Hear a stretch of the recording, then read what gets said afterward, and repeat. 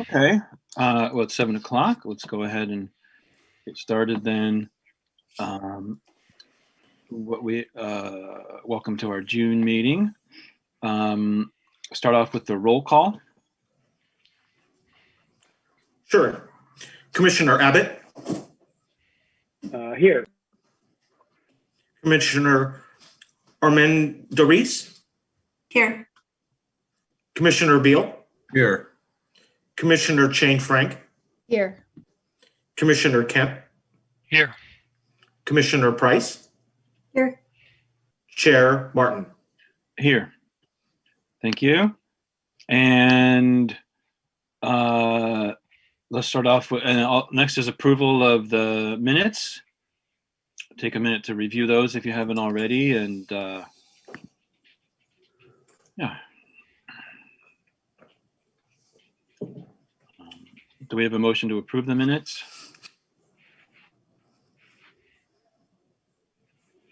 I make a motion to approve the minutes from, I have to remember the date. May 13th. Thank you, May 13th. Okay, do we have a second? Okay, I'll second. That's Todd. Okay, roll call vote. Commissioner Abbott.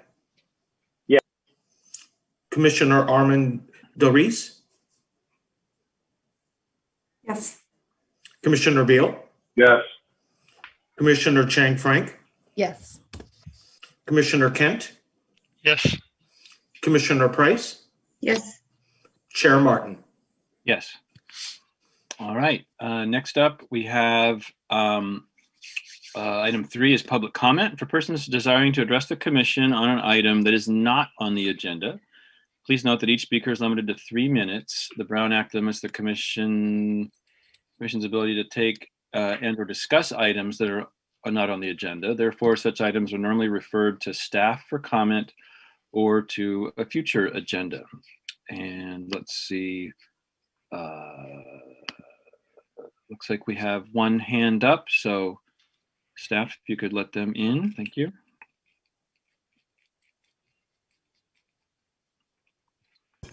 Yes, can you hear me?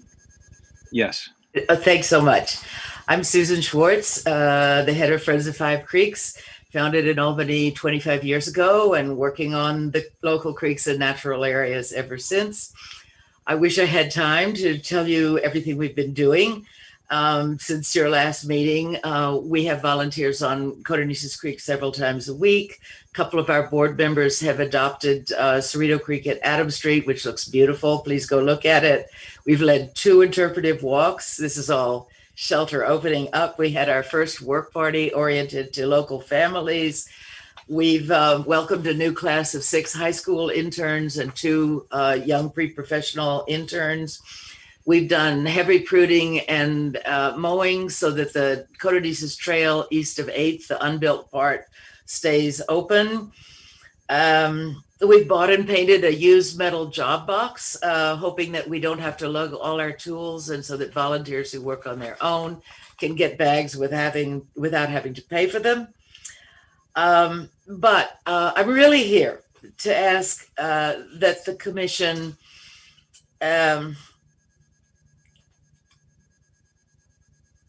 basically asks that the agencies assume paying for the portable toilet at Codornices Creek and 8th Street.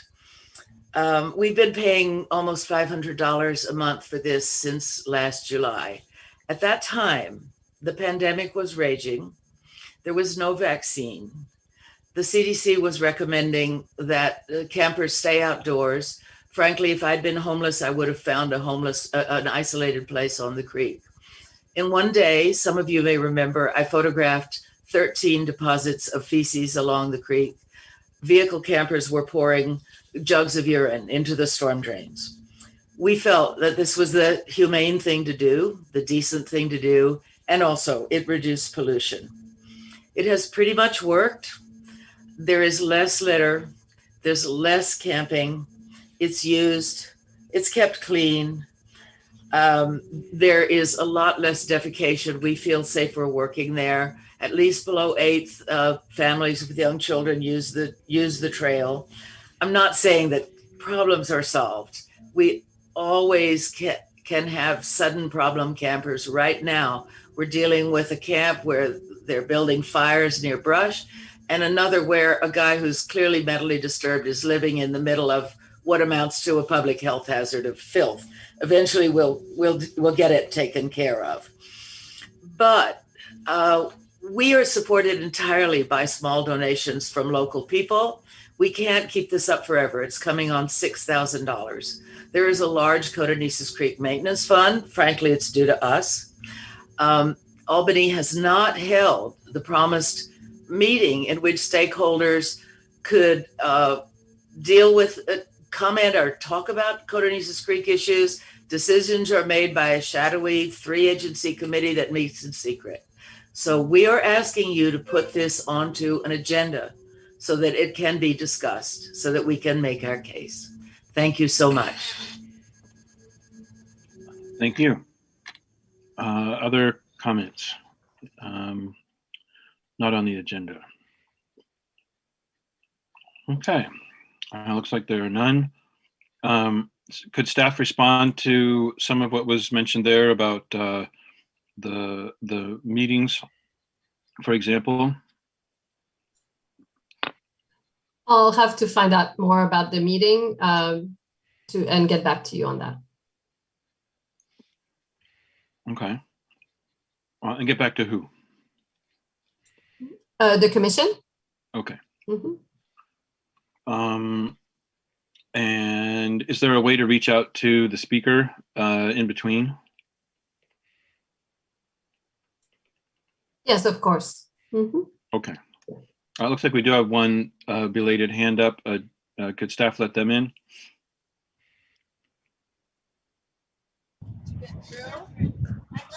Yeah, hi, this is Jeremiah. So I'm running late. What agenda item are we on, please, for public comment? Oh, yes, this is public comment, item number 3 for items that are not on the agenda. So if you have a comment about something later that's on the agenda. Yeah, perfect. Oh yeah, public comment. Okay, I made it. Thank you. Okay. So Parks and Recreation, open space, great things going on. You know, obviously there's talk about certain things on Albany Hill, trees, you know, what's going on up there.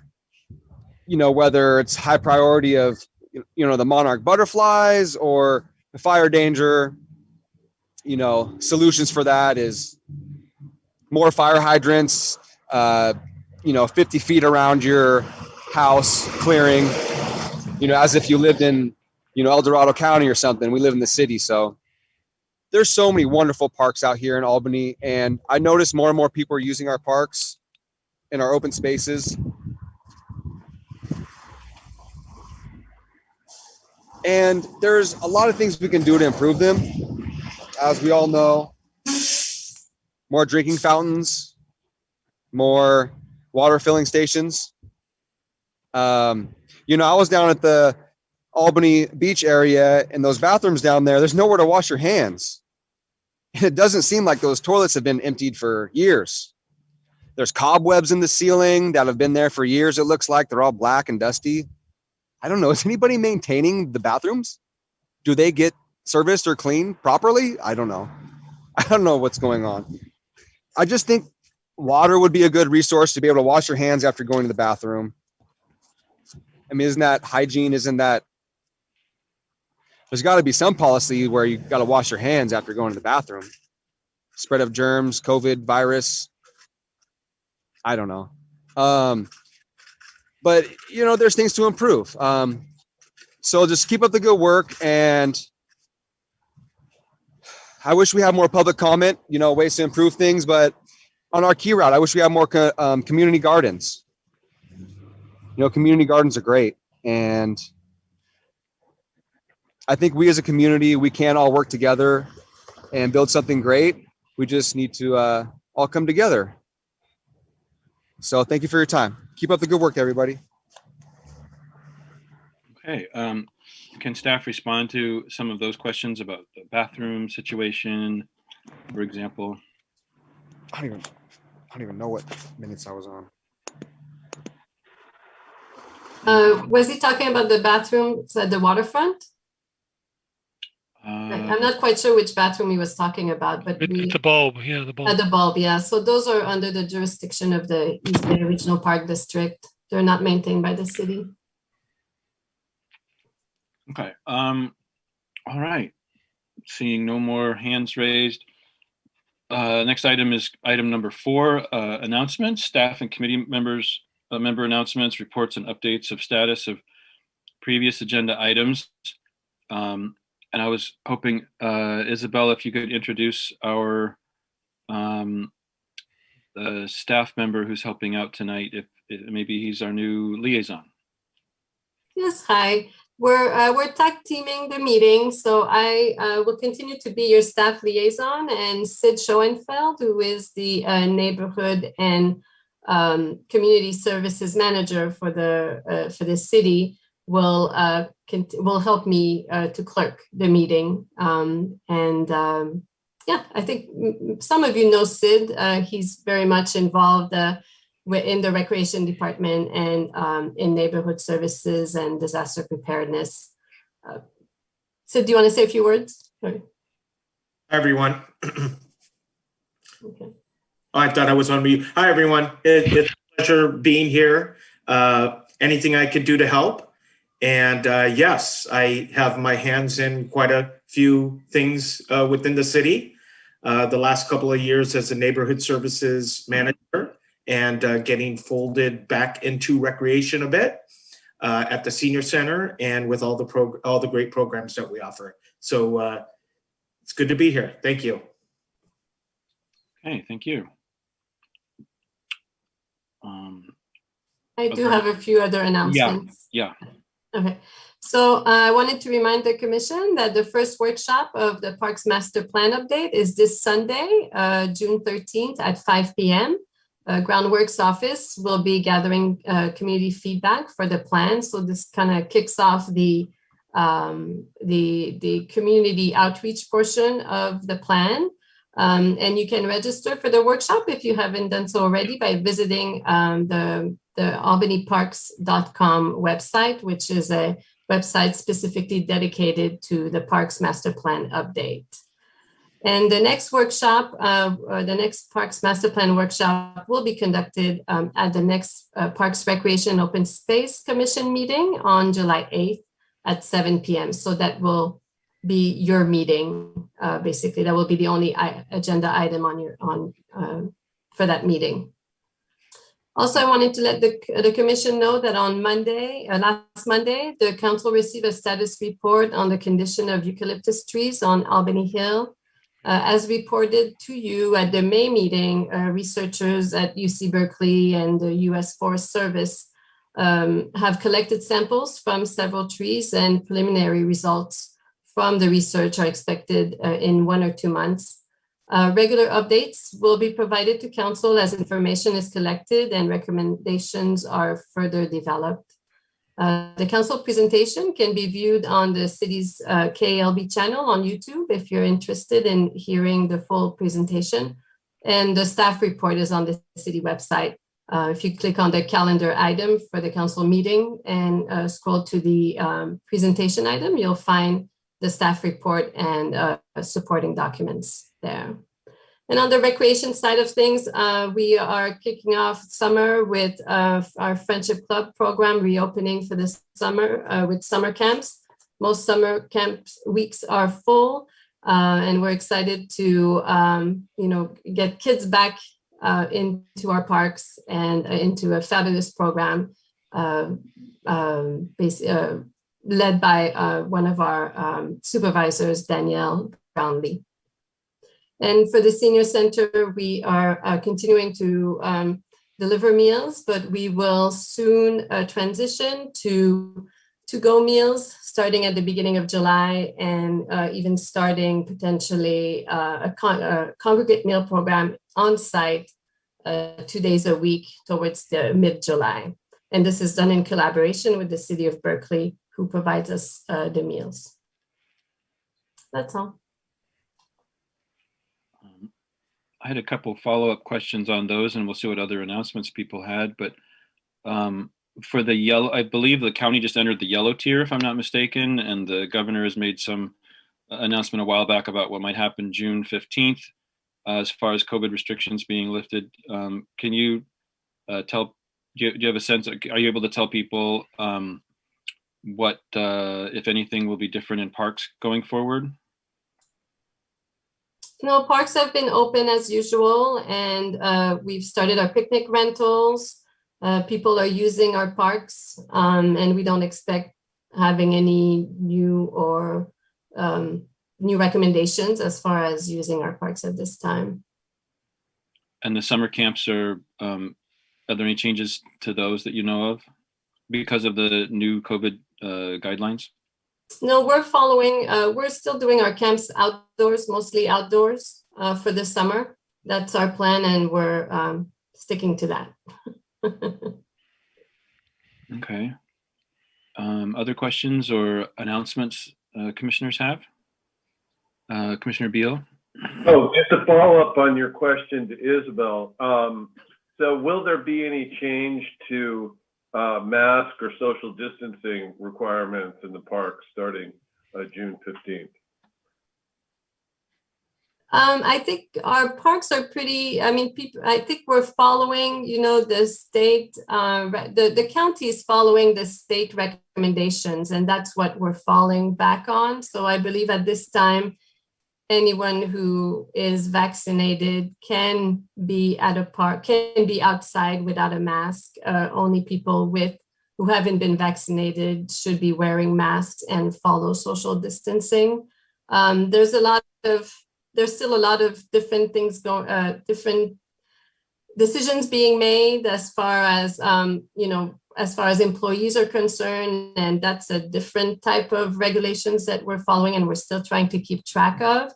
But as far as our parks, picnic areas, for instance, we're allowing people to rent up to 3 picnic tables at a time for a party of, and I think it's only 6 people per table. So a party of 18 could potentially reserve our picnics. So we're just kind of transitioning slowly as based on the demand and how the restrictions are changing. Okay, and just a slight follow-up on Jeremiah's question. Are all the restrooms and water fountains that are maintained by the city open at this point, or we still have some of our facilities closed? No, all the park bathrooms and bottle fillers and water fountains are operational and open. Okay, thank you very much. Mm-hmm. Hey, Commissioner Armendariz? I just wanted to ask Isabel if there's any updates on this sugar sweetened beverage tax, I'm happy to provide some information on that as well. The council adopted the next 2 fiscal year budget, and as part of that adoption, they've adopted some funding for some sugar sweetened beverage tax funding for specific programs. They've agreed to fund the Crossing Guard program, the Healthy Me Music and Movement program, Bike Safety, and Albany Swims, which is a new program by the Albany Unified School District, and to fund partially the Walk and Roll to the Shore event. So those are the programs that have been incorporated, that will be incorporated in the upcoming budget. Other questions or announcements?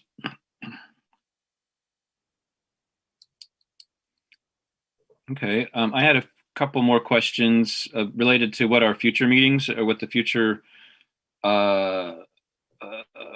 master plan meetings are looking like.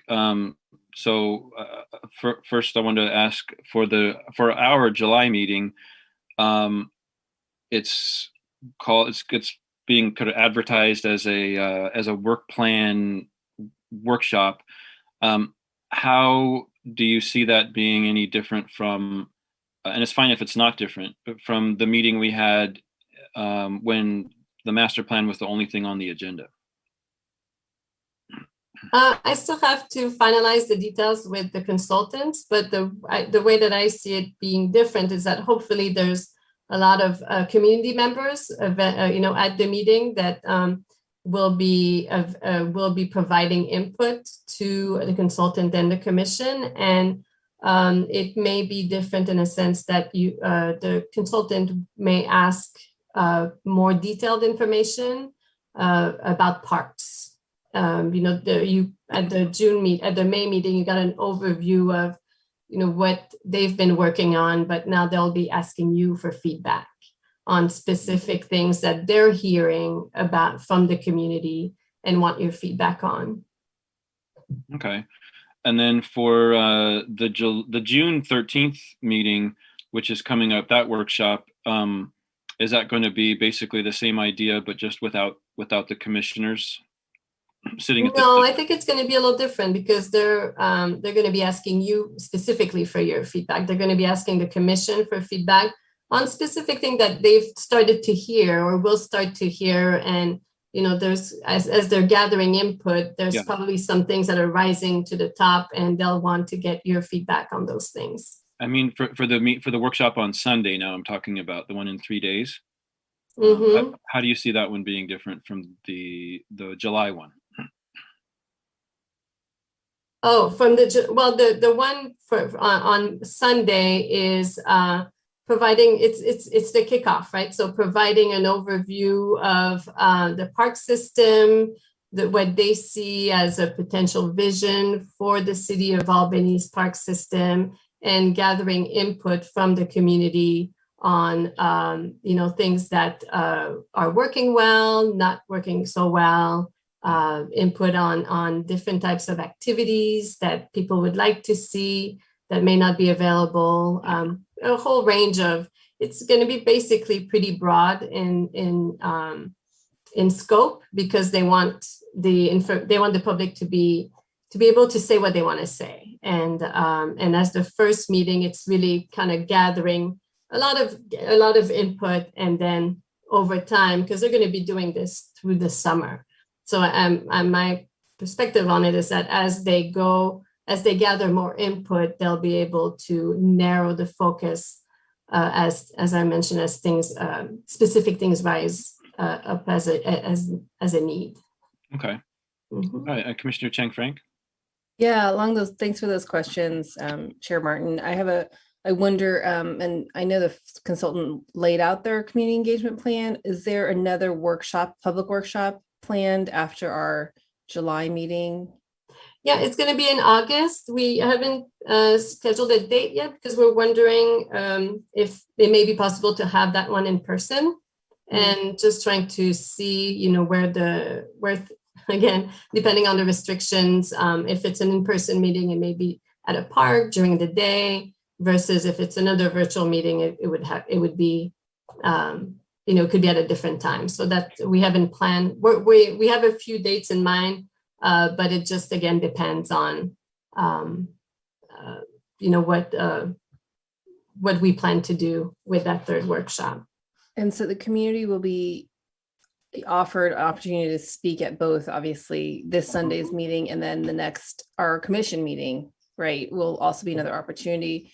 Mm-hmm. Is there, I'm just imagining that, is there more refinement that's going to happen between the two?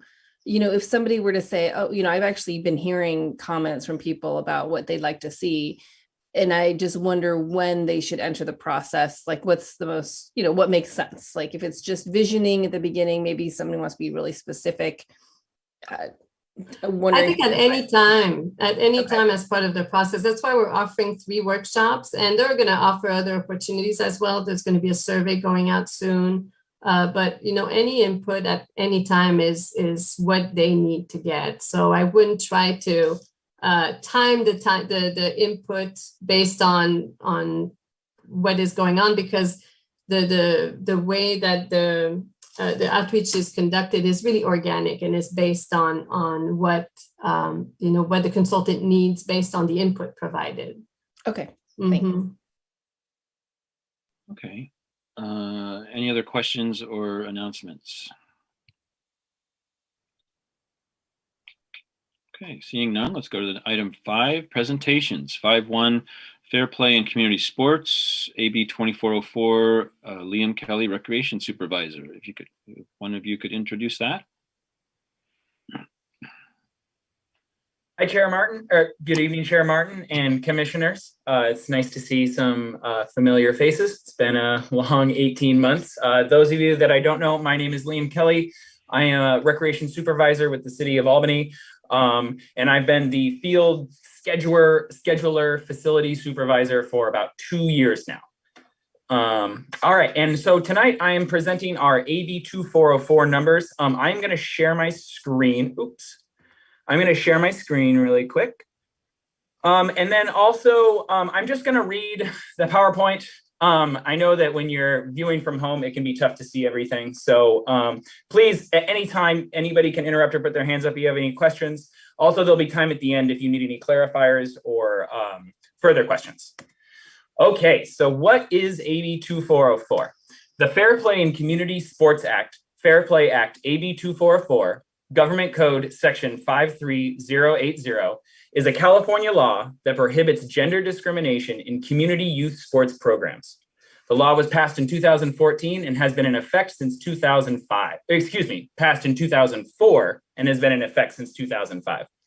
The Fair Play Act requires that girls be provided opportunities for participation in community sports programs that are equal, both in quality and scope, to those provided to boys, including youth sports programs that are run by recreation departments and third-party programs that use city facilities. So we have always said Title IX for recreation departments is kind of what the recreation department has always kind of described it as.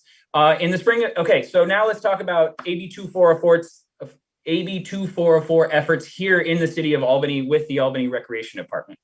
In the spring of 2016, the department began asking field users to disclose their participation numbers by gender on their rental applications. After the first full year of data collection, the total overall 2016 numbers of third-party youth participants were 1,780 total. That put to 1,464 boys, which is 82%, and 316 girls, which is 18%. Again, equity, equality, you're trying to get to 50-50. 82 to 18 was not 50-50. So the department immediately started working on improving the participation numbers and increased participation opportunities for girls by inviting girls sports programs to request more field use, encourage existing third-party users to allocate more field time to girls teams in their programs, sending out a youth in sports survey, and forming the city-run girls volleyball program in 2017. On November 20th of 2017, the Albany City Council approved resolution number 2017-85, Fair Play Act, AB 2404, eligibility for field use, participation assessment, and field allocation policy. So that right there, just so you know, what that set up is exactly the questions that were being asked earlier. Eligibility for field use for gender equality, participation assessment, which is that survey we talked about earlier, and field allocation policy, which helps tier and get as many equal opportunities to field time as we possibly can get. In 2019, the city of Albany sponsored Play Like a Girl and Sporty Shorts. These community events brought over 20 local girls sports organizations to Albany. The goal of these events was to introduce more sports and athletic opportunities to Albany families. That kind of gets at that last part of gender equality and sports gender equality, which is, sometimes we hear things in the recreation department like, these girls won't want to play these sports or anything like that. So what these programs did was show girls and show families and show everybody that there's lots of sports organizations out there, and no matter what your gender and your ability is, you can participate as a youth in a fair space in a recreation program. Okay, so the next steps. And we will go through the numbers. The city of Albany has done a great job in continuing these next steps to increase equity and equality in our sports programs. So we're going to keep doing that, and we're going to keep working towards our goals. So our next steps in AB 2404 are to continue to invite girls sports programs to request more field use. Invite new co-ed or girls sports teams.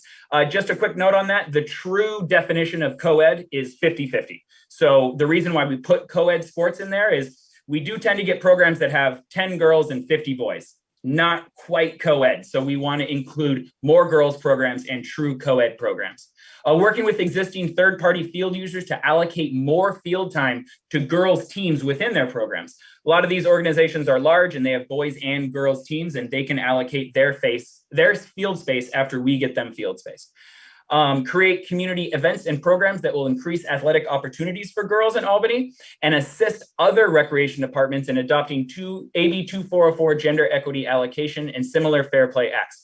We are one of the banner recreation departments, even in the Bay Area, on AB 2404 and sports equity.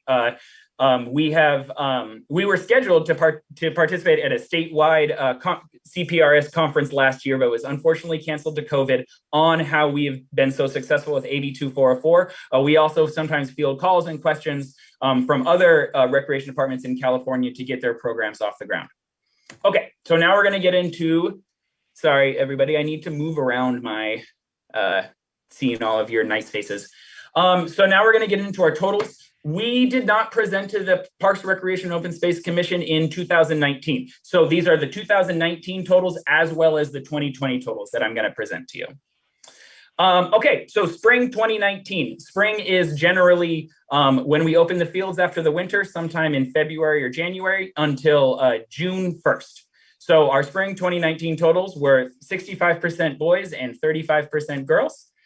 Here is a gender breakdown by team. Some of these teams will rent every year from us. So you'll recognize some names, but I'll quickly go through them. Again, if you have any questions at the end or any questions about these organizations, I work with them a lot, so we have a good relationship. Albany Little League, very much skewed towards boys. Albany Berkeley Soccer, the same. East Bay Oaks is an all-girls team, and their numbers, as you can see, they normally have 2 teams, but as you can see, they have 65 numbers, and that's because they hosted a great girls regional baseball tournament in Albany, and they have done that in Albany every year, again, until COVID. The AHS baseball team uses Memorial Field over there. It's a boys baseball team, all boys. The Albany Wildcat is Cats are a traveling baseball team. Albany girls volleyball. This was, what we had mentioned earlier, that we were going to create programs within Albany Recreation to increase our numbers. And so this was the first year of our girls volleyball program through the recreation department. St. Mary's High School softball, they do not have a permanent softball field over there at St. Mary's. So they use Ocean View Field here in Albany when they can for their girls varsity softball games. And then Albany High School and St. Mary's tennis, spring is boys season. So they have boys on the courts in the spring, girls in the fall. So let's look at how the hours break down between all of these different users. So again, this would be the entire season, January 9th through June 30th. Earlier I did say June 1st, July 1st, the start of the fiscal year, or end of the fiscal year, is the season there for the spring. As you can see, Albany Little League Baseball got a lot of our space in the spring. They have a very big program, as you can see from their numbers. They do require more space. All girls teams, such as the East Bay Oaks, they only had a small pie selection of their of the overall time. However, this is another situation I always want to mention. We always try to get the less represented gender as much time as they need or want. Sometimes they only have one team and they only need a couple of days a week. So the percentage of hours can be skewed from that perspective. Again, this is Memorial Field. This is Ocean View Field. Again, teams like the Albany Berkeley Soccer Club is close to co-ed, trying to get close to co-ed. St. Mary's High School Softball, they request space when they need it. And then Albany Little League, again, spring sport, most kids in their program, they generally get a lot of the space. And then here are the tennis courts. Pretty obvious, Albany High School gets the majority of the court space. But again, we help out St. Mary's High School because they don't always have space at their facilities. So that is why it's broken down this way. So fall 2019. this was, for everybody to know, this was the very first time in Ad2404 equity surveying that we have ever been above 50-50 for girls than boys. So this was a big step for us, and this was really important. And I'll explain how we did that. So big thing to look at is numbers. I do want to say we do have a bit of a crutch in the fall because, again, tennis, high school tennis season is the fall for women. As well as we had mentioned earlier in these slides, we asked all of our organizations to seed or to give more time to their girls sports teams on Albany fields as we try this quest to equate our numbers. And Albany Berkeley Soccer Club, as you can see, really did that, and they took it to heart, and they increased their girls' participation in their program, and they dropped their boys down. They didn't kick boys out of their program. They used space in a lot of different cities, Albany, Richmond, and Berkeley. So they would just kind of move things around. Okay, Albany Little League also had a big drop in participation in fall of 2020. They are not the in-season sport either. Soccer is the in-season sport. So baseball kind of knows they're not going to get priority space, so they don't put a ton of teams out there. The East Bay Hurricanes is another all-girls baseball team that is run here in Albany by Albany residents. The East Bay Cyclones is a traveling baseball team. They had 2 girls on their team. The East Bay Oaks, as you can see, the numbers are a little down this year, but that's because it's in this season. That's the fall because they did not have their tournament. And then the East Bay Youth Baseball Association and Albany Wildcats, again, are traveling boys teams. Albany High School Tennis and St. Mary's High School Tennis, those female numbers bumped up because that is the gender season. The women play, the girls play in the fall at Albany High School for tennis. So here's another breakdown. As you can see, so we're at Memorial right now. Oh, darn that. So as you can see, soccer gets a lot of space in the fall because they are the in-season sport. Again, just like baseball is the in-season sport in spring, soccer is the in-season sport in fall. And soccer really did a great job this year because they increased their youth participation numbers and their girl participation numbers. And so we really saw an increase in girl sports and girl team use on Memorial Field. Next, I'll move over to Ocean View. Again, it's dominated by the program that is the in-season sport. Albany Berkeley Soccer Club is our main soccer program. They have a lot of soccer teams. So they got the majority of use over there at Ocean View. Again, Albany East Bay Hurricanes got a good amount of space and they're an all-girls team. And then the Oaks got a little bit of space out there as well. Can I interrupt? Sorry to interrupt. Absolutely. You're giving fall, you did spring 2019. Now you're doing like summer, fall 2019. The bar graph you just showed us said 2020. Is that a typo or are you? Oh my gosh. Thank you, Chair Martin. Yes, excuse me. That is supposed to be fall 2019. That was also middle of the pandemic and people probably weren't. Yeah. We'll get there. We will get to fall 2020. Thank you. Sorry for that, everybody. Yes, that was fall of 2020. All right. Thanks. Yes. Okay. Fall of 2019, we're still in fall of 2019. Again, tennis courts, Albany High School dominates them, even if they are girls sports or girls season. Okay, so now we're into 2020. So spring totals, so we bumped down back below 50-50, pretty darn close again, but this is mostly due to the fact that spring is baseball season. So here are our numbers again. This is spring 2020. This is the true spring 2020. Thank you, Chair Martin. Albany Little League does still have a lot more boys than girls in their program. However, again, soccer has really bumped up their numbers. They don't have more girls than they had in past seasons, but they really increased their numbers and increased their girls on Albany fields in the spring of 2020, as well as St. Mary's High School is back and East Bay Oaks are back again for their numbers. They have 50 people because of their regional tournament. So I won't go too much into each team again, but those are the usual suspects here. The big one in spring of 2020 is we had a huge jump in our Albany girls volleyball program. We had 72 participants. Normally that happens in recreation with the second year of a program really getting off the ground. These girls used Albany Middle School gym. And we had great enrollment, great instructors. It was a really good program until it wasn't, because here we are. This was spring of 2020. Due to COVID, we had to, sorry, I had a little freeze there. Due to COVID, we had to end our season on March 14th. So it started the normal time on February 3rd, but it ended on March 14th. So we went down from somewhere in the neighborhood of, 2,000 usable hours to a couple hundred. So again, a lot of these programs started great. We were picking up a lot of momentum. We unfortunately had to end all of our seasons on March 14th of 2020 last year. The reason why I included the Cyclones, the East Bay Oaks in this pie graph is because they had a lot of space reserved after March 14th, but we had to take everybody off the schedule. So again, another season where we're going to build on our equity numbers and just were not able to due to unforeseen circumstances. Here's Ocean View again. I left some of these programs in here at zeros just because, and 6%, just because they did have a lot of scheduled time at Ocean View Field. However, the season had to end on March 14th. They weren't able to get out there, but it's still important to note that we got a lot of girls teams and co-ed teams as much field space as we could get, just weren't able to see it through the end because of COVID. Here are our fall 2020 numbers. As you can see, big time drops, right? Only 38 boys on the field and only 25 girls on the field. Again, we're inching closer to that 50-50 year after year, but this was really just due to accessibility. We only had a few programs that really wanted to get going in the fall of 2020, and we facilitated that as best we can, but also know that our numbers were significantly down hours-wise and participation-wise. Here's how it breaks down. These are all small numbers because they're all 1 or 2 teams, right? Albany Berkeley Soccer Club couldn't get the whole organization going, but they could find some teams that could do it safely, and we decided to rent out to them. Same goes for Berkeley Lacrosse, the East Bay Hurricanes, the East Bay Cyclones, and the Wildcats. We kind of did as best we can. We generally have a pretty long application process.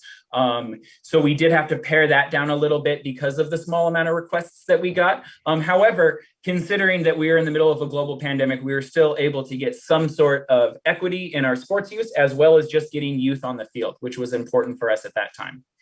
Here again is a breakdown of the field usage. Again, these are pretty skewed, but there was only a few people out on only a few teams out on the field at Memorial here and Ocean View here. So again, the sports fields are normally dominated in the fall by soccer and in the spring in baseball. So you see some of those trends still. However, just not as many usable dates and as many usable hours as we have in the past. So in kind of wrapping towards the end here, I just wanted to show these trends and really give a feather in the cap to the recreation department and all of us who work within it and trying to increase our equity numbers. So as you can see, spring of 2016, we were skewed. We're kind of bouncing up and down. As you can see, spring and fall do kind of wax and wane and kind of move.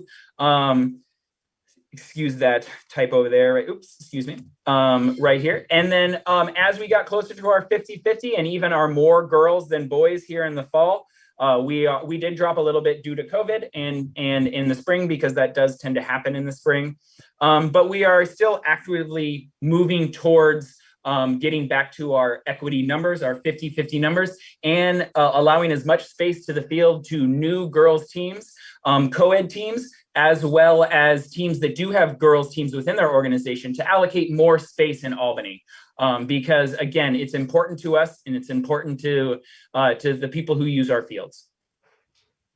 So beyond that, I'm open for any questions if anybody has. If anybody wants to know of the application process, it's pretty mundane. People send, we have an application schedule. We have about a month for open applications, and anybody can send us an application. Those applications include Ad2404 gender equity surveys. And then we compile that and we break out space, again, as equitably as possible. Let's go with. So let's get to questions that the commissioners have for Liam. Thank you, Liam. Start off with Commissioner Chang Frank, and then Commissioner Abbott. Yeah. Thanks, Liam. Wonderful presentation and amazing results. I'm really proud of being part of, the recreation program just as a commissioner because of the likes of you. So thank you so much. That's really, really awesome. And as the mom of, a girl in Albany who wants to get into sports, I feel very lucky that we now have she has opportunities. And I'm just even thinking of I'm going to be able to take her to soccer closer by because she wants to get into it than Berkeley. I do wonder, and, I think, the recruitment, asking people, inviting is so huge, but have you seen an overall increase in girls sports, period? Because I can imagine that people are just shunting, going to a different field. And that's the goal, right? So have you seen a cumulative overall expansion of girls sports participation when you talk to Berkeley and Richmond? Just curious. Yes, bluntly, yes. I think that there's more opportunities for girls in sports. I think just across the board, I'm a father of a young athletic girl as well. And one thing that I noticed is there just seems to be more opportunities to see people playing sports. We don't want to hear that, oh, girls don't play basketball or whatever that term is. If people don't want to play basketball, that's fine, but we want to offer the opportunities. And then again, just to plug our department, we did see the vacuum there, Commissioner Chang Frank, and that's why we started the volleyball program. We tried to start a basketball program as well. It just didn't quite hit the numbers that we needed to make it viable and successful. So from our side, I can see that. I think other teams want field space, right? And so if they know that by adding more equitable teams and adding more gender equal teams, that they could potentially get more field space, also helps them in that regard. We only have 2 sports fields, and that was Memorial and Ocean View. I should have mentioned that earlier, but we can only do so much. However, I do know that this is catching on in other recreation departments in other cities. And I know even the city of San Francisco, has kind of had a similar plot to us, right? Took a little while to get going, took a little while to get the numbers, and then, oh, we can open up these programs, and then the ball's rolling, right? And then it helps with momentum. Thank you. Commissioner Abbott? Okay, thank you. Thanks, Liam, for a great presentation. I agree. I was on the commission, I think, in 2016 when it started, and we were alarmed. And so it's great to see the improvement that we've seen. I think you've actually already answered a couple of my questions, but the one question I had is there's one glaring absence, and that's ABGSL. Are they just not using city fields at this point?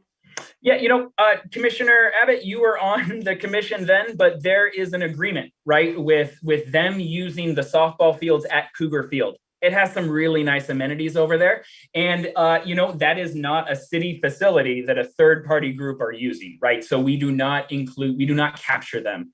But I do know that they have been a successful program over there at the softball field, and it's almost like ships passing in the night. We don't talk with them a lot, but we knew that they are increasing their numbers as well. I'm actually going to say I'm pleased with that, because the first year the city kind of forced them to use this. They kind of forced their way into this agreement between Little League and ABGSL, and that was not the right way to do it. So I'm glad we finally just said, okay, you got it worked out and are doing this. That's great. That's really all I had left, a question mark. And just to follow up on that, Commissioner Abbott, as well, every now and then they do inquire about some space, right? I mean, every organization across the board gets a scheduling crunch. That's the great part about working in a recreation department for a small city. We're just an email or a phone call away. Every now and then we have tried to supplement them with a little bit of field space, but then it all works out at the end. So I haven't seen their application in a couple of years, but the door is always open. The email inbox is always open if Stephanie or Matt need to contact us. Okay, Commissioner Kent. I want to say first, looks great. The numbers of girls that are playing sports and the opportunity for that looks great. One thing that popped out, I think it was in the last chart you showed, looked like the number of boys were actually dropping. And is there a competition for space? I mean, it would be great if we just had more opportunities for all, but is there a limited space, and you to give one group more, the other one has to lose? Is that what's happening here? I mean, if you were to boil it, like I mentioned, we only have 2 fields. So technically, yes, if one team is scheduled on one field, another team cannot be scheduled there at the same time. However, I'll also say the teams have gotten creative. One of the main drops in boys sports has just been Albany Little League's use of University Village baseball fields. So they just have a massive program, and they were able to get a lot of their boys over on that program. So that is why those numbers kind of dropped down. Other programs have left our city, and maybe that is because of equity and competition. But Wheelhouse, I think, was one of them, and a couple of them when I first started, and I wasn't even the facility schedule there, so I don't remember them as well. So yeah, there is competition for it, but I do not think that, anybody who has a sports team in Albany that we work with, we all work together. I want to give kudos to boys baseball teams for ceding space to some of these girls baseball teams and soccer teams to get our numbers up and to play that way, as well as they have missed out on a day here or there. But overall, I feel like our boys teams and our girls teams get equitable access to field space. Some is a lot more hours than others, but that's because they have larger programs. Well, I guess my point is it's the most athletic are getting selected for the teams are being such. You're getting the cream of the athletic crop from both the women and the boys opportunities to play. But because there's less opportunities, so some that aren't as athletic aren't getting on the teams. Is that the case? I'm not quite sure how it's working. I understand. These are all third-party organizations, and we scheduled the space. So I couldn't address their internal operations on cream rising to the top and getting more space. But the travel teams certainly have smaller rosters. So they may dictate their rosters either way. But the Albany Little Leagues, the Albany Berkeley Soccer Clubs, kind of our volleyball programs, they are all inclusive. They all have rules where everybody gets to play. And that's generally why they get a lot more space, because they have a lot more teams and a lot more levels of athletes to get out onto the field. Okay, great. And my last question was I know it's probably amazingly complex to balance it all, but and I know you're just showing the city functions, but it'd be interesting to know if you throw in the schools, their athletic programs, and balance it, how it all break out gender-wise. That's kind of always still a mystery. And I may be off on my titles, Title IX and I think it's Title IX, and they have the similar rules in schools to offer equitable space. And it's not always about numbers. It's not always about hours. It can be fields to use. Sometimes in high schools and middle schools, the girls teams are not given as nice a fields, not as nice as soccer fields, potholes, things like that. So this is all, the intention of all of this is equity, bringing things up to the middle. So again, I can't speak exactly to our schools because I don't know their data, but I do know that the teams we do bring in and that we rent for, we do track their numbers. And that is why we have the JV teams, the varsity teams, and the tennis teams. But again, high school has boys and girls sports, so the numbers are always going to be skewed towards that gender dependent on the season. Commissioner Amendries?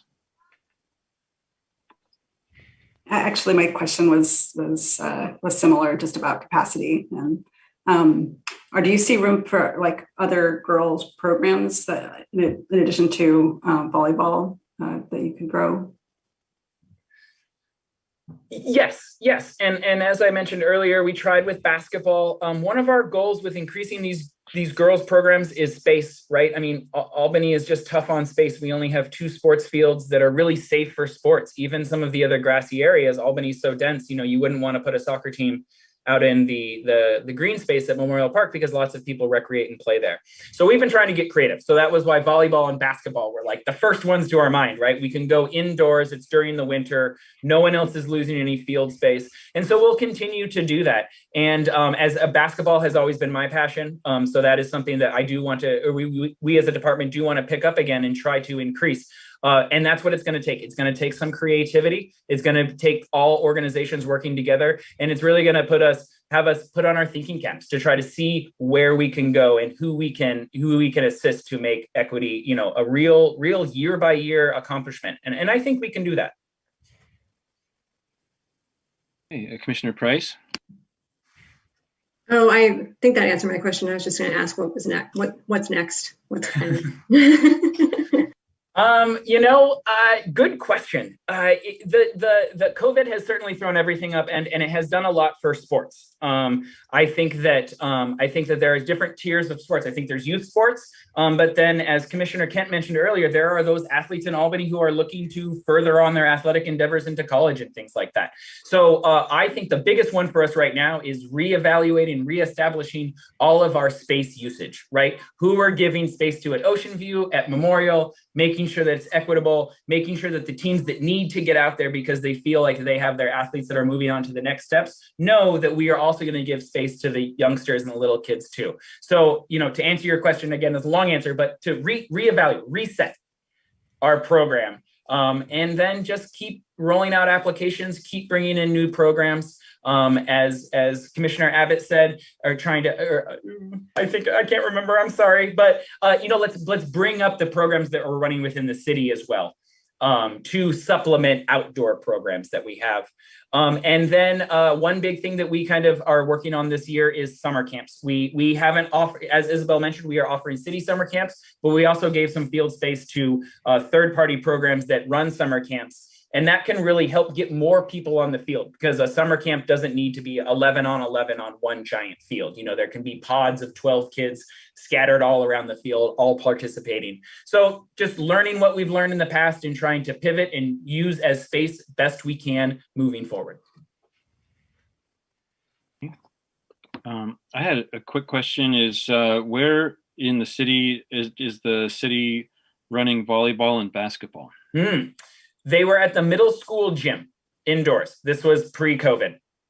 So it's technically, so that's different from teams playing on Cougar Field. The city is like renting space from the school district or something? Yes, good. Yeah. There are two parts to it, right? There is the third-party use of a field space, but also city-sponsored program. So in that case, we were using our joint use agreement with the school district, but the city was facilitating the program. We ran the program, we budgeted it, we hired the coaches. Whereas the other example we were using, it was a third-party organization, Albany Berkeley Girls Softball League, using an AUSD facility. So we weren't included in that at all. Okay, all right. But again, wherever we can get it. So if we need to put basketball inside a gym when it's safe to do again, we will certainly attempt that. All right. Any other questions for Liam?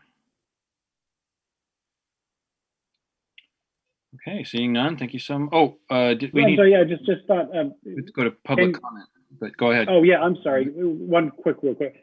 Can you say, are you planning to do a Plays Like a Girl event this year or next year? I'm not sure.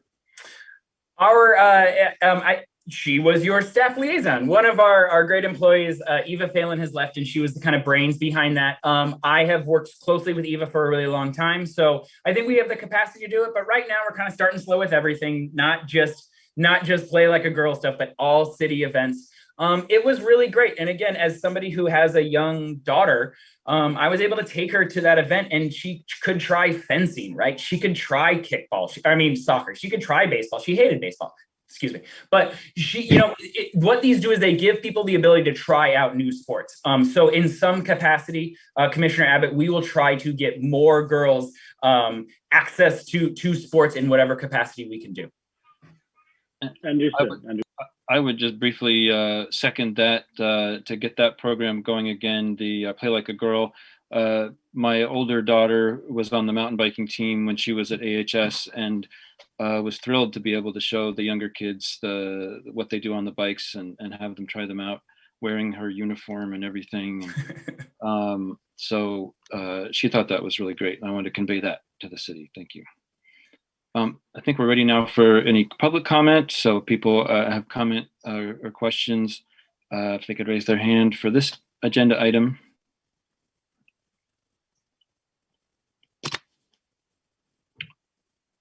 Okay. All right. Well, seeing none, thank you again, Liam. And let's go on to the next agenda item. Thank you all. Have a nice evening. Okay. Bye. Bye. Thank you.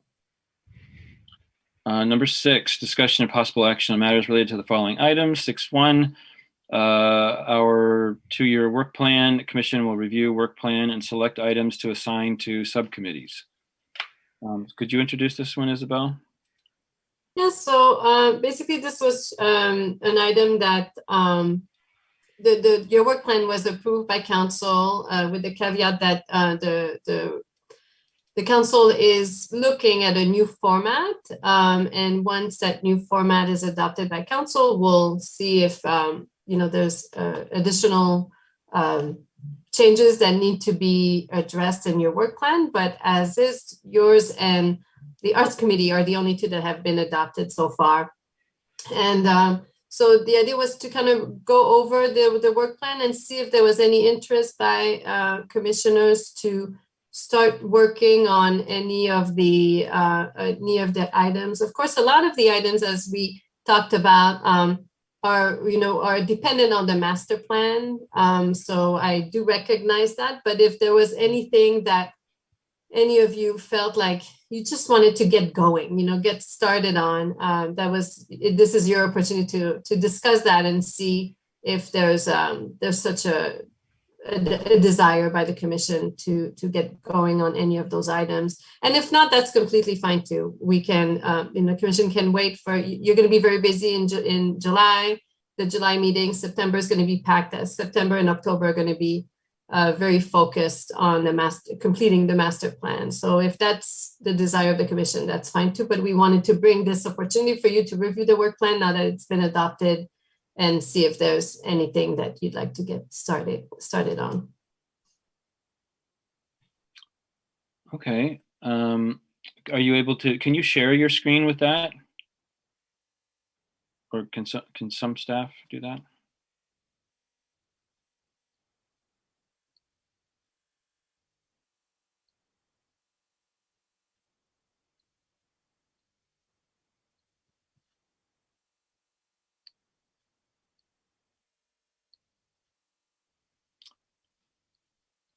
And I'd also like to take the time to kind of briefly go, as we go through the items, to think about one of the things the city council has voiced that, some changes might be coming to work plans, is to sort of categorize things a little more tightly as far as what's a pro forma, like recurring obligation, and what's an initiative that the commission is like what are regular reports that are coming to a commission versus, projects the commission's trying to initiate, or,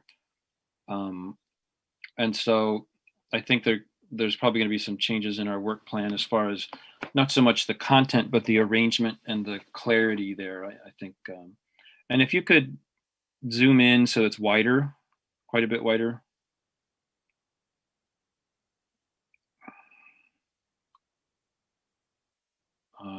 Even wider. Like, okay, great.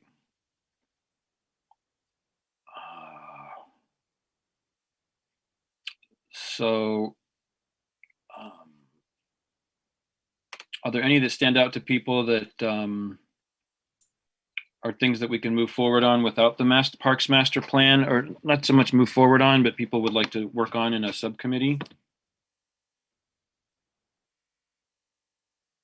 And just so new commissioners are aware, we're not, due to the Brown Act, we can't, we can't have a quorum meet. So we can't have four of the seven meet.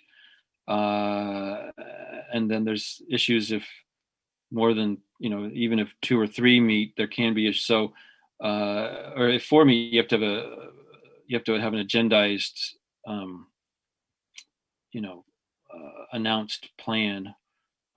So subcommittees are where even 1 or 2 or 3, as I believe, Isabel, maybe you correct me if I'm wrong, commissioners can get together in between meetings and hash things out, and then come back and give recommendations to the commission. For example, we had one for some trees. I forget what aspect of trees it was, and then also for a dog park in recent years. Commissioner Beal. Yes, thank you, Chair Martin. And looking at these items and reflecting on the input that we've got from speakers, I'm viewing this item of trying to get more facilities in the Ohlone Greenway is a high priority. And I also wanted to clarify a comment I made at the previous meeting about, I mentioned like central, like that this part of Albany is sort of central. What I mean, it's not in the center of Albany, but it's central in terms of the flow of foot traffic through the region. So people walking through Albany may be walking through that edge, but also people outside Albany. So this is a major transit is Jeremiah, the speaker, referred to. This is important for people to have, things like restrooms and water. I think we've already hit the water fountains through the soda tax money, but there needs to be some facility along there. So I think that would be a good thing to try to get some momentum. Subcommittee if we feel it's needed, but the commission should push for something there. Which item is this about the Greenway? Do you see a number?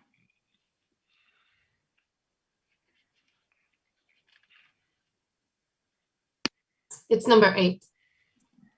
Yeah. Oh, public bathroom. On the green.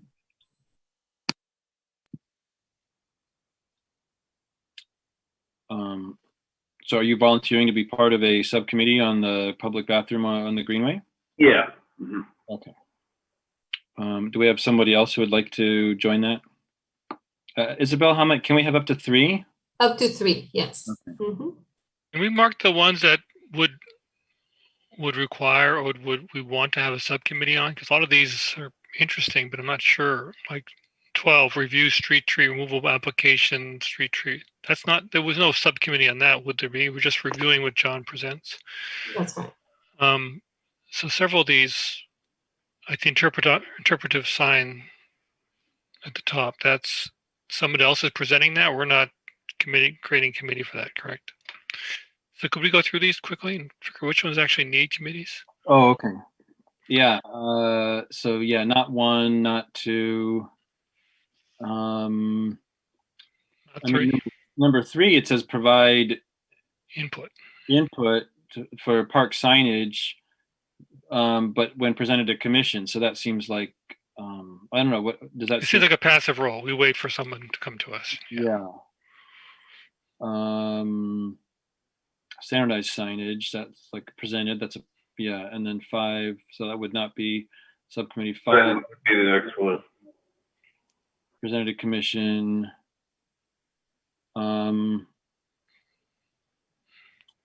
So 7. The dog park for small dogs. Yeah, so that's an example of something that kind of the dog park commission was subcommittee was working on that kind of thing and then stopped before like going further on that aspect of it and could have a subcommittee. Okay. And Commissioner Price. I'm wondering is there any opportunity to make some of those more active? And we had previously talked about, say, with related to kind of number 5 and 6, having kind of taking a more active role in providing ideas around tree maintenance and preservation and sort of education outreach. But the items themselves are more passive. So I'm curious about if that's fixed, Yeah, what are your thoughts on that, Isabel? Is that are 5 and 6 the kind of thing that a subcommittee could sit down with you and talk about what the basic idea is and get started on some ideas, or is it really something that we should wait for?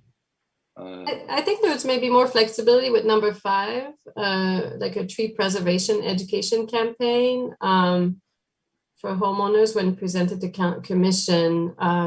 We could talk to John and see if he needs help, right? Like if there's any assistance the commission could provide and that could start the process. I'm not sure that it has started yet. So I could inquire about number 5 if there's interest in starting on this one. Yeah. Yeah, I'd be interested. Okay. And Isabella, are we able at any meeting, are we able to spin off a subcommittee on any topic, or does the item have to be agendized for us to make a subcommittee on it? Right, so it has to be part of the agenda to be able to create a subcommittee. Okay, so it kind of is now, or not necessarily never, but now, or you don't really know when the opportunity is going to come up again. Right, So- and we can bring back the work plan again, or, each of these items at some point may come back to the commission in a different form. So let's say there's an update by staff, and then staff, as part of the presentation, says, we could certainly use the commission's help in furthering this item. Then that would be the opportunity to also, create a subcommittee. So Okay. it's not like today or never. There will be other opportunities down the road. All right, Commissioner Beal and Commissioner Frank. Yeah, I wanted to comment on this number 10. Number 10 seems like a very broad topic because it seems to include almost everything the commission's involved in, and maybe this one needs to be somehow broken up into multiple subcommittees. I just want to have that comment. We don't necessarily need to do anything about it now, but I found myself jumping to say, oh, I should volunteer for this one. And then I realized everyone's going to want to volunteer for that one because it's everything. So that's my comment. Okay, all right, thanks. Commissioner Frank? Yeah, I'd say that I'm definitely pro subcommittee to get, work done in between meetings, but it does seem like this master plan process is gonna maybe reveal things to us that will set priorities and sort of create boundaries around what the community wants. So I would just say I would be happy to sort of postpone this conversation till we're farther down the road with the master planning process to really see what the priorities of the community are and see what emerges there to respond to that with more work through subcommittees at that time. That seems fair to me. I know we did, even before the master plan started, we knew it was going to be starting. We recognized, well, as we started working on our work plan, we recognized we'd be revisiting the work plan soon after the master plan was done. So as Isabel said, we will almost certainly have the full work plan in front of us later in this year, because the master plan is supposed to be done in the fall. And then I would think we would want to go over the work plan then and actually revise it and then address the priorities that have come out of that master plan. And that would be an excellent time to also spin off subcommittees with some more clarity as to what the priorities are from the public and from this, visioning and everything. If there is something we can get started on now, that's great. If anything stands out to people, but otherwise, yeah, the lion's share of it, I think, will be in the fall for subcommittee creation. I have to agree with Commissioner. Oh, sorry. Mm-hmm. I agree with Commissioner Chang. When I look at I wrote down maybe 6 of these could have subcommittees, but every one of them is really contingent on the master plan. The only one would be different would be the tree preservation education program, but even that the master plan might address. Okay, I'm happy to close it soon here after we see what there is for public comment. But if there's any other any that jump out to people that could or should be addressed now or sooner than later, speak now.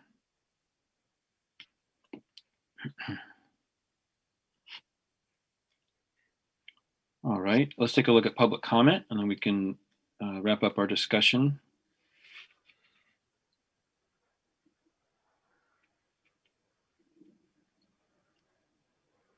Okay, seeing none. Final thoughts from anyone as to a subcommittee they like to get started on now before the master plan process is done?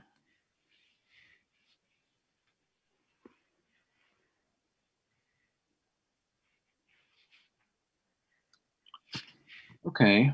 All right. And we did have at the beginning, who was it? Was it Commissioner Beal said they wanted to be on?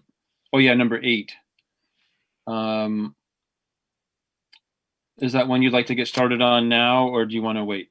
Yeah, I'll see if I can. I could start some research on it. Maybe someone from the staff can fill me in on what the status is. We could look into, doing some research.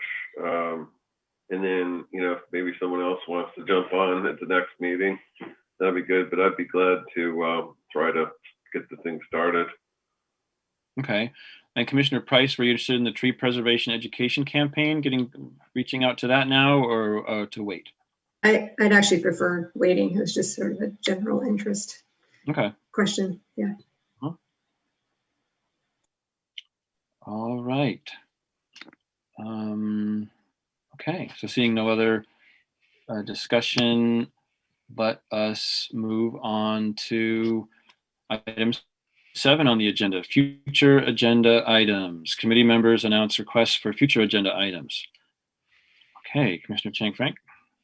Yeah, I just wanted to respond to the public comment, Susan Schwartz's Friends of Five Creeks comment at the beginning. So I know Chair Martin, you asked for just a report back about the status of those other meetings, right, from Isabel.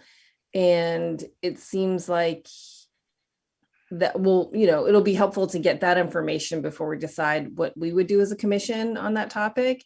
But I guess I'd like to just recognize that comment was made at the beginning and really want to take that up, not necessarily as an agenda item for the next meeting, since we have a big agenda with a master plan, but perhaps with that staff report, we can be informed and know to put it on the agenda for a future meeting. Like, unfortunately, we have the August recess, right, Isabel? So it would be September. But I just want to honor the work that's the great work that's being done there and see if we can really be responsive to that in the meantime, because it won't probably be until September, I would imagine, that we'd actually agendize a discussion, if at all. So. Kind of in line with that, I've been thinking that we hear from Susan a lot. She comes and gives a report. I wonder if we should invite her to have a slot in the agenda each week, so she wouldn't be beholden to the 3-minute limit, and it would be something, and it wouldn't be every month. It'd just be, do you have something to report? I would think that would be an interesting thing. She may not want that. She might be happy for the 3-minute limit, but she might also want to have more time. If I may, another alternative might be to invite them to do a longer presentation. Like, I think a lot of organizations will do that. Like, have them come do a 20-minute presentation and have Q&A, and maybe that'll help. It will help them further along their goals more, and we won't be as limited by the Brown Act. And she has given, the group has given a presentation as possible. Well, we have on our work plan, to work on the creeks and open spaces, and so that could be, we can't require a volunteer organization to give us an annual report, or we can't say that like we can that Public Works will give us biannual reports or something like that, but or that Margot Cunningham gives us periodic reports on the Hill and the creeks. So we get that from her. But yeah, what are some other ways, staff? What are some ways Isabel? What are some ways you can think of to get updates, but also find out where things are not working as well as they could from the city side, or other ways you can see the city reaching out to groups like that, and that group in particular, to try to see that their needs are met according to the agreements. So I think that you both, Commissioner Beal and Chair Martin, I think you've outlined the different ways that the city collaborates and can receive information from a group like Friends of Five Creeks. So the group could be invited to present, to make a presentation on the work that they're doing as volunteers. And also when Margot or Mark come to the meeting to present on restoration of the creek or the work being done on Albany Hill, or there's always opportunities for Friends of Five Creeks or any other group to provide information on their perspective and the work that they're doing as well. And the city collaborates, with Friends of Five Creeks quite a bit as well. And I think it's an ongoing conversation. And they're responsible for, as a volunteer group, they have their mission for the creek, and the city has mandates and funding sources that mandate how the creeks are restored or the work that needs to be done. So I think it's a parallel process, and there's good coordination, and it's good to hear from both. So and I think we have that planned for the commission based on and we could add on the city side, but we could certainly reach out to Susan and see if she'd be interested in making a presentation at a future meeting. And then specifically, I forget the details of what she was saying was a shortcoming of we, as Parks Commission, we also have oversight of how things are going, and we've heard from the public that the city has not upheld its side of the claim is the city has not held up its side of a bargain or a memorandum of understanding. So we do need some sort of follow-up. And so how would you suggest we get that?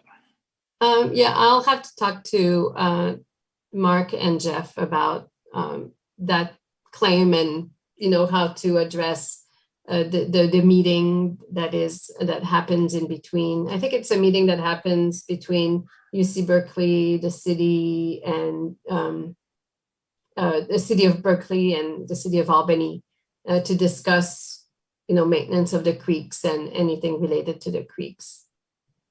And I think it's a meeting that happens once a year, I believe, but I'm not sure. I'll have to find out more and get back to you on with more information, or have somebody else come in and provide you the information requested. Okay. And you could also email us in between meetings, right? How things. Well, no, usually depends. If it's informational, just informational, yes, I can provide some information to the commission. But usually, to make sure that everything is transparent, the information should be shared at the meeting. But that can be done as well, as a follow up to an email that I've sent you. Okay, well, when we set up the agenda for the July meeting, we'll try to make sure that there's some time for announcements and things like that to give an update. Other future agenda items people had in mind. I know we're still waiting on the MOU discussion about the bulb and just the general idea for the bulb, particularly for new commissioners who haven't gotten up to speed yet on the various jurisdictions out there and the interesting history. And that was listed on the minutes we just approved from last meeting, people requesting that. Isabella, do you have a sense of when something like that could be put together, maybe for the September meeting?